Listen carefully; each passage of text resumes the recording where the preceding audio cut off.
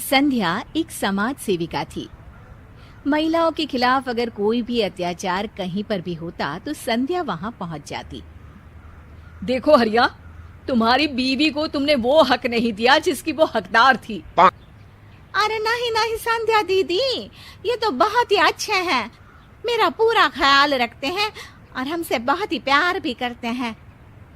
अरे सब बकवास है। मुझे तुम्हारे पड़ोसियों ने बताया है कि तुम माँ बनने वाली हो। हाँ जी दीदी, बस ऊपर वाले का आशीर्वाद है। अच्छा, यही तो अत्याचार है। तुम्हारा पहले ही एक बेटा है, फिर ये दूसरा बच्चा क्यों? अरे बच्चे को पैदा करने में पूरे 9 महीने का समय लगेगा, फिर उसकी देखभाल, पालन पोषण।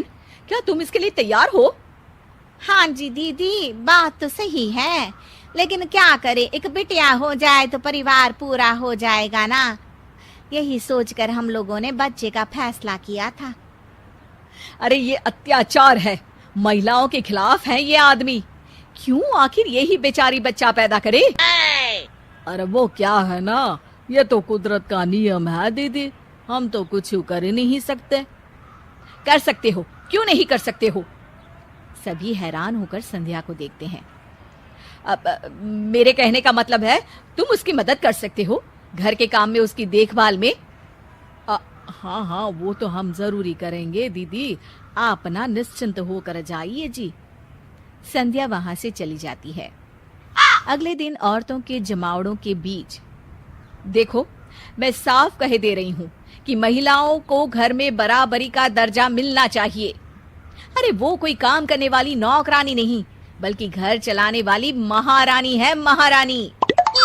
अरे सही कह रहे हो दीदी, सारा दिन हम घर का काम करती रहती हैं।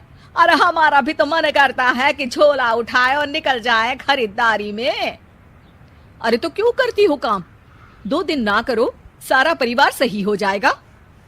हाँ संध्या दीदी सही कह रही हैं, झाड़ू पोछा, बर्तन, कपड़ा, खाना और न जाने कितने काम हैं जो हम लोग बिना शिकायत के करती रहती हैं, लेकिन हमें वो इज्जत, वो हक नहीं मिलता जिसके हम हकदार हैं।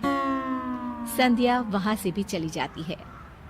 एक दिन संध्या घर में बैठकर चाय पी रही होती है कि तभी कुछ आदमी और बूढ़ी औरतें उसके घर आ जाती है।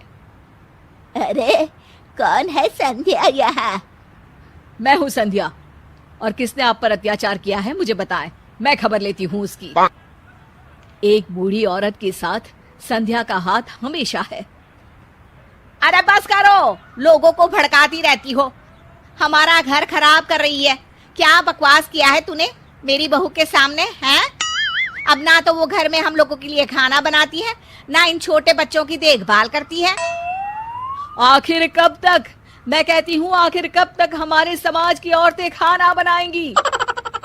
अरे ठीक कह रही है बहन जी, अब हम एक काम करते हैं, हम घर संभाल लेते हैं और औरतों को कहते हैं कि बाहर से पैसा कमा लाए।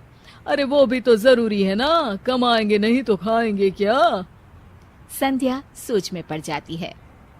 तभी वहां वो औरतें भी आ जाती हैं जिन्होंने संध्या के कहने पर घर का काम करना छोड़ा था।